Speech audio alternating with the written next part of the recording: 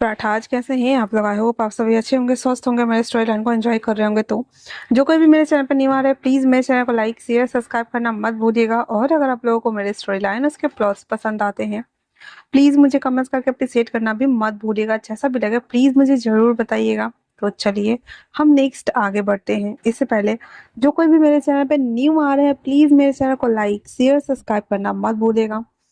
और मेंबरशिप के लिए आप लोगों को परचेज करना है, जो कि मैंने 30 रुपये का प्रिक लगाया हुआ है, तो आप लोग उसे बाई ऑन कर सकते हैं और वहाँ की क्लासिकल स्टोरी का मजा ले सकते हैं। मेरा 5वां चैनल जो कि मेरा फर्स्ट चैनल डिलीट हो गया था, वांगसेन मेमोरी वर्ल्ड, मैंने सेम नेम से बनाया है, वांगसेन मेमोरी वर्ल्ड। आप सर्च करोगे आ जाएगा, वहाँ पे फैन आर्ट लिटिल लांसन और लिटिल विंग का पिक्चर लगा हुआ है, ठीक है ना। वहाँ पे मैं वन शॉट शेयर करूंगी, तो आप लोग उस चैनल को भी सब्सक्राइब करके सुन सकते हो, ठीक है। देन हम आगे बढ़ते हैं, जहाँ लास्ट पार्ट में हमने देखा कि क्रिस और अंकल वांगजी से मिलने के लिए अंदर आ गए थे और लैंसजन इतने गुस्से में थे कि वो एक खंबे को ना बहुत मुक्का मार रहे होते हैं, पर अंकल उस पर ध्यान नहीं देते हैं और वांगजी के पास आ जाते हैं।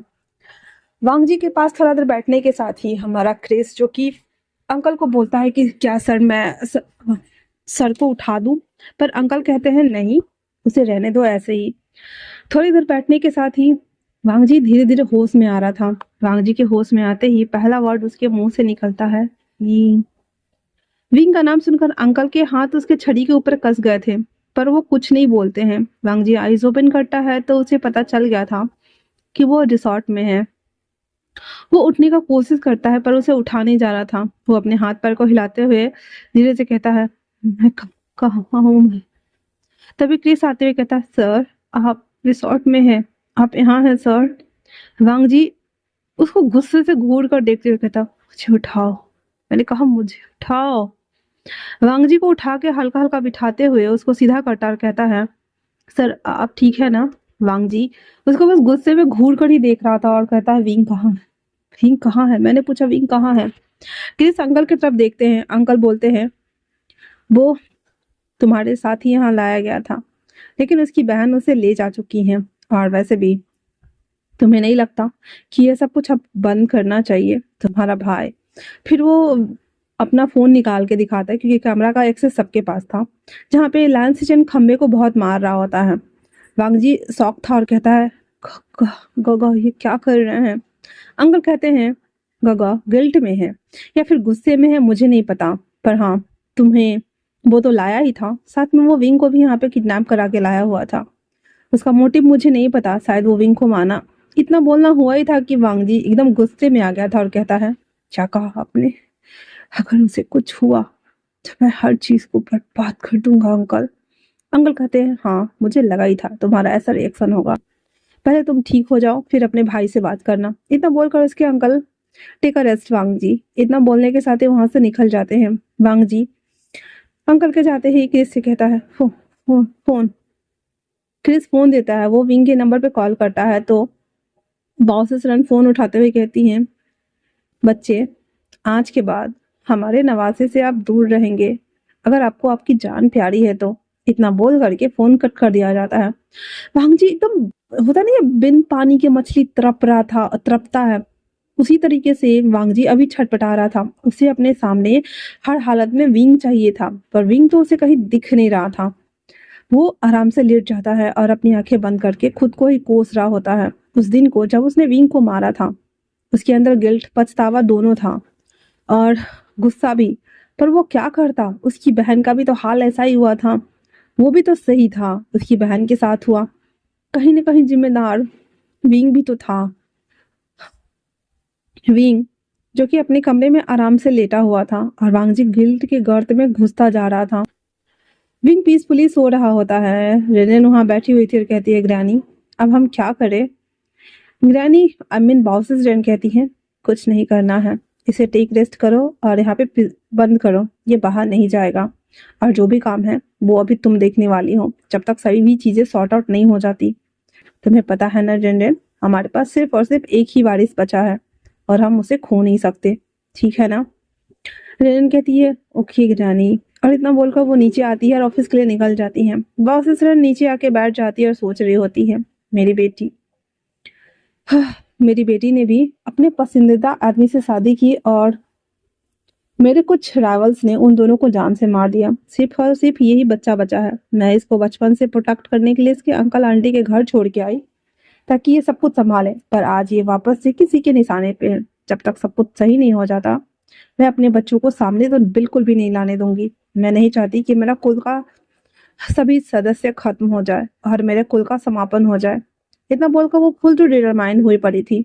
महिलाएं सिचन की आंखों में ना एकदम क्या बोलते बदले की भावना कि वो विंग को मारेगा, मतलब वो मारेगा, बस यही उतरा हुआ था।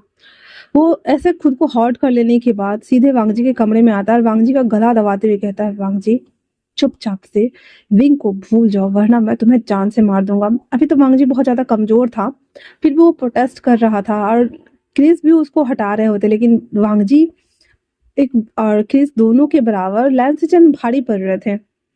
जैसे तैसे करके वांगजी और क्रिस एक दूसरे को ऐसे फोर्सफुली हटाते हुए और वांगजी खांसने लगता है तो क्रिस उसके पास जाकर पानी दे देता है। वो पानी पीते हुए कहता है, गॉड आर यू सिक? हाँ, मैं विंग से प्यार करता हूँ। एक बार तो आपने विंग को मार दिया और ये वूसियन है। अगर आपने इसे हॉट किया ना तो मैं आपको छोड़ूंगा नहीं। मैं भूल जाऊंगा कि आप मेरे गाँव हैं। नेस्टिन कहते हैं, ठीक है फिर उसे मरना होगा। इतना बोल करके और वो बाहर आ जाता है। वांगजी को बहुत ज्यादा डर लग गया था कि कहीं सच में ये गुस्से में उसे मार ना दे, और होता भी यही है। लैंसिचन गन्स लेते हैं एंड देन वो चॉपर में बैठ जाते हैं। क्रिस भागकर आता और कहता है, सर चलेगा? वो कहता है, दूसरा हेलीकॉप्टर लाओ।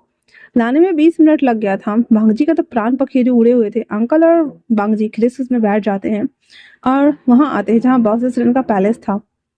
वहां पे इतने सारे सिक्योरिटी गार्ड थे, लेकिन फिर भी हमारा लैंसिचन के हाथ में AK-47 था और वो धू धू करके सभी को उड़ा रहा था। अचानक से इतना सारा गोलीबारी सुन करके बॉसेस रन भी डर गई थी और अपनी आंखें बंद करते हुए कहती है, जिसका डर था आखिर वही हुआ। इतना बोल देने के साथ वो आराम से बैठी हुई थी। लैंसिचन उतर के आ गए थे और उससे बॉडीगार्ड को जितना भी था सबको तो पहले ही ग्राउंड वाले सबको मार दिया था। अंदर आते आते उसका गन्स के सभी खत्म हो गए थे। वो सबको मारते पीटते अंदर आ रहा था और वो सीधे बॉसेस रन के सामने आके बैठ जाता है, दोनों रिवॉल्वर रखते हुए कहता है, आपकी नवासे को मरना होगा क्योंकि इन सब के पीछे की वजह वही है। उसकी वजह से मेरी बीबी, मेरा बच्चा मर गया। मैं क्या करूं? हाँ, मेरी कहाँ गलती है? मैंने नहीं बोला था कि उसको ये सब करने के लिए। लैंसिचन की बात सुन करके बॉसेस हंसते हुए कहती है, अपना दोष किसी और के सर पे मत डालो। तुम्हें भी पता है हर सबको कि असली गुनहगार सिन्यांग है, ना कि विंग। और सिन्यांग को विंग ने ही पकड़ के लाया है। अगर तुम चाहो तो तुम उस गोदाम में जाके दे सकते हो। वैसे मैंने उसे बोला है लाने के लिए। सिन्यांग जिसको जिंदा रखने के लिए विंग ने बोला हुआ था, वो अभी भी जिंदा था। जोसेफ और एडवर्ड उसको लेके आ रहे होते हैं और इस तरफ से वांगजी और ये सब आके अंदर आ जाते हैं। लेकिन हमारा जो लैंसिचन था वो बॉसेस के ऊपर गन ताने हुए था और कहता है, आपको यही लगता है ना कि आप मुझसे बातें करेंगी और मुझे बहलाएंगी फुसलाएंगी तो मैं मान जाऊंगा? मैं छोटा बच्चा हूँ क्या? नहीं। और वो जैसे गन चलाने वाला होता है ऐसे वांगजी आता है और कहता है, गॉ ये आप क्या कर रहे हैं? हाँ। वांगजी को धक्का देते हुए सीजन कहता है, इससे दूर रहो, तुम्हारा कोई लेना देना नहीं है। मैं इनके पूरे खानदान को मार दूंगा। भांगजी उसके सामने आके खड़ा हो जाता, तभी पीछे से वॉइस आती है, आपको मुझे मारना है ना? इन सभी शोरगुल में और गोली फायरिंग्स की आवाज में वो ना उठ गया था। तो वो जब नीचे आता है ना तो देखता है कि लैंसिचन के हाथ ना ऐसे तने हुए हैं और उसके नानी के ऊपर ऐसे बंदूक लगाए हुए हैं। तो वो सीधे आता है और कहता है, लैंसिचन के हाथ को पकड़कर अपने सर से लगाते हुए कहता है, तो आप मुझे मार दीजिए। अगर मेरे मरने से आपको अच्छा लगेगा तो प्लीज मार दीजिए। तब तक एडवर्ड और जोसेफ भी सिन्यांग को लेके आ गए थे। कहते, सर मैं ले आया इसे। लैंसिचन सिन्यांग को देखते हैं और उसे देखते ही कहते हैं, क्या क्या इसने किया है? भांगजी कहता है, यस का। तो सीजन कहते हैं, पर ये तो मेरे मैं इसे जानता हूँ। ये मुझे मिला था जब जब वेंची की और मेरी शादी शादी हुई थी। बॉस स्टैंड कहती है, एग्जैक्टली सही कहा तुमने। जब तुम्हारी और तुम्हारी वाइफ की शादी हुई थी तो ये तुम्हें मिला होगा क्योंकि ये दोनों पहले से ही इंगेज थे। एंड देन तुम्हारी वाइफ के फादर ने तुम्हारे साथ उसका रिश्ता कर दिया। वो शादी तो नहीं करना चाहती थी, पर फैमिली के प्रेशर में।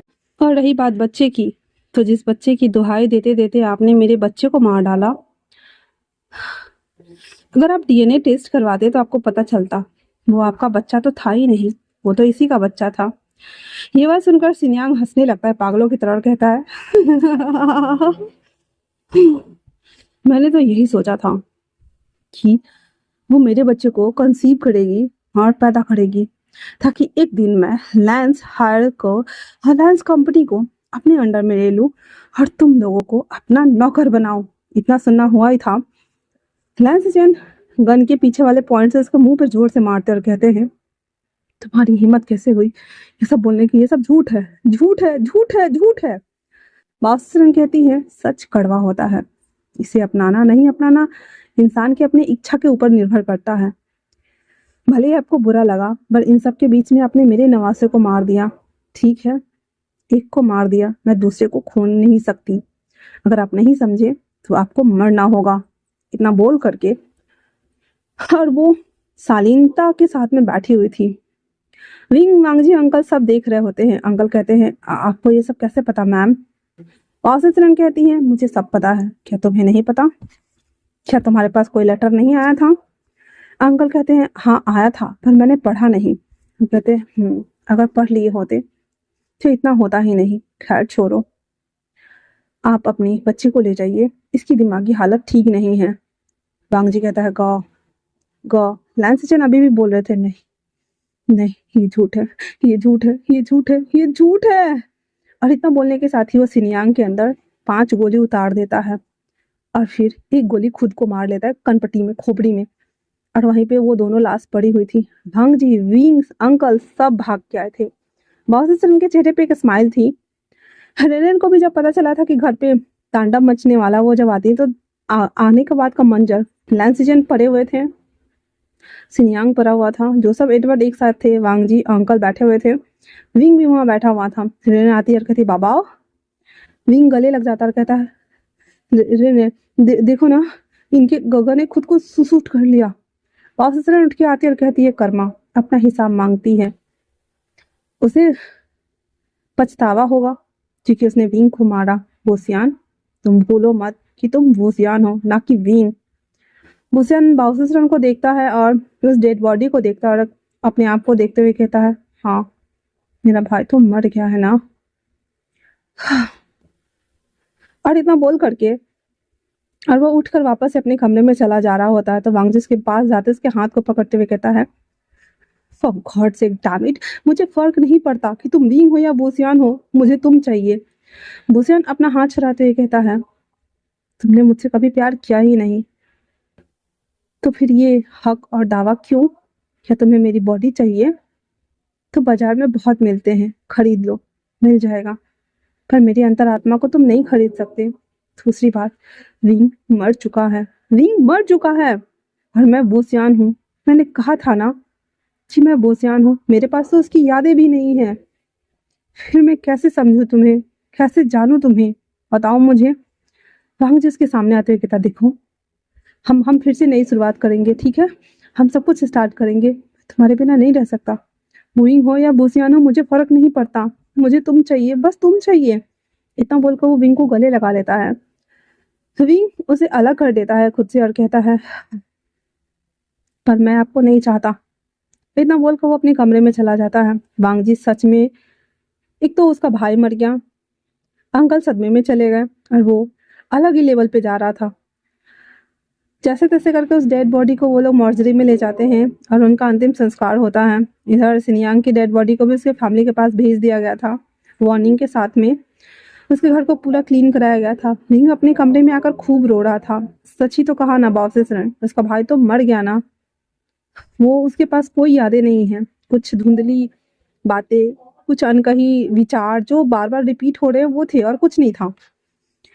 बस वो गुस्सा था खुद पे कि क्या सच में ये पॉसिबल है, पर नहीं, ऐसा कुछ पॉसिबल नहीं होने वाला था। वांगजी काम तो कर रहा था लेकिन बुद्ध बन गया था, इतना बड़ा बुद्ध कि उसे कुछ समझ नहीं आता। दिन भर रात भर बस काम करते जा रहा था। उसे विंग को मनाना कभी नहीं छोड़ा, कभी नहीं। वो हर संडे के संडे उसके घर आता, उसके घर के सामने उसका वेट करता एक झलक पाने के लिए। विंग भी उसके सामने आता था और हर बार उसे रिजेक्ट करके अंदर चला जाता था। उसके घर के सामने वो घंटे इंतजार करना और विंग की एक झलक पाना लगभग वांगजी की आदत ही बन गई थी। सारा काम खत्म करने के बाद उसके सामने वो आता और अपने आप को बस उसके लिए वेट करवाता। ऐसे करते करते 1 साल हो चुके थे। ना विंग ने अभी तक वांगजी को माफ किया था। बासुसरन ने विंग को रोका नहीं था, क्योंकि ये उसकी लाइफ थी, उसका चॉइस था। उनके लिए इतना ही काफी था कि उसका बच्चा जिंदा है। अगर मर जाता तो पूरे जर्मनी को ही शायद आग लगा देती। बट फिर भी वो उनको जीवन का फैसला लेने के लिए खुद छोड़ती हैं। वांगजी फुल डेडिकेशन के साथ जर्मनी और चाइना सबका बिजनेस संभाल रहा था, लेकिन एक कमी, एक एहसास, एक अधूरापन उसे कचोट रहा था, जो कि उसे शायद विंग से मिलता।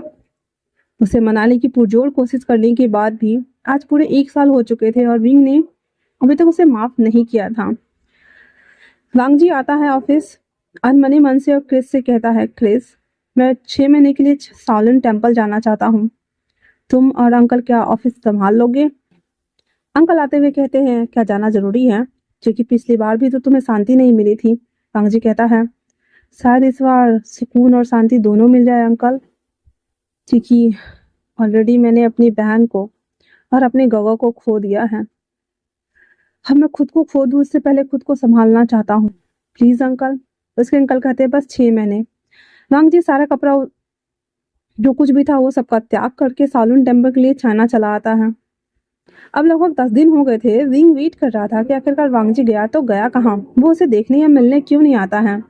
पर अभी तक विंग को पता नहीं चला था कि हाँ विंग हाँ वांगजी यहाँ नहीं है, वो चला गया है।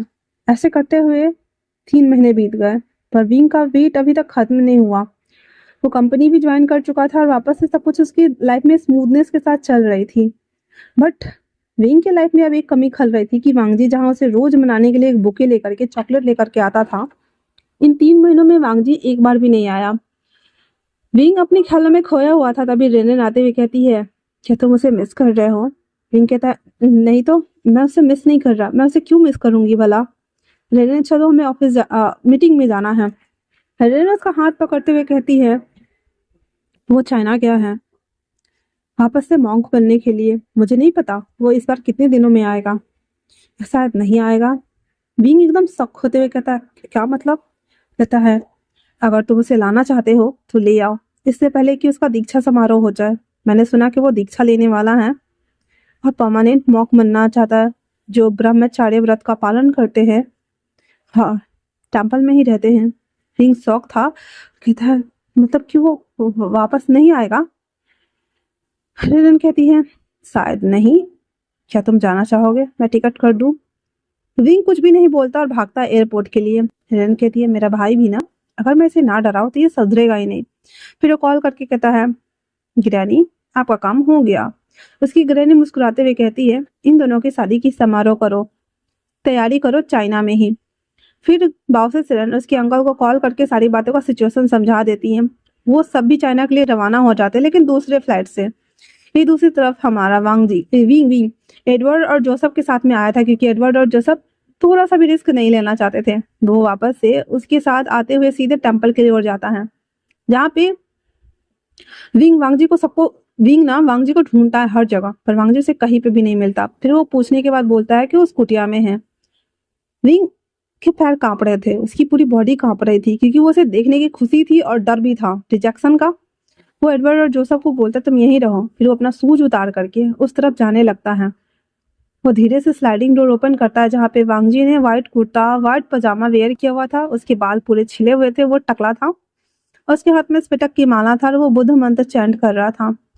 वांगजी इतना लीन होकर के चैंट कर रहा था कि डोर ओपन होने का साउंड भी उसे सुनाई नहीं देता।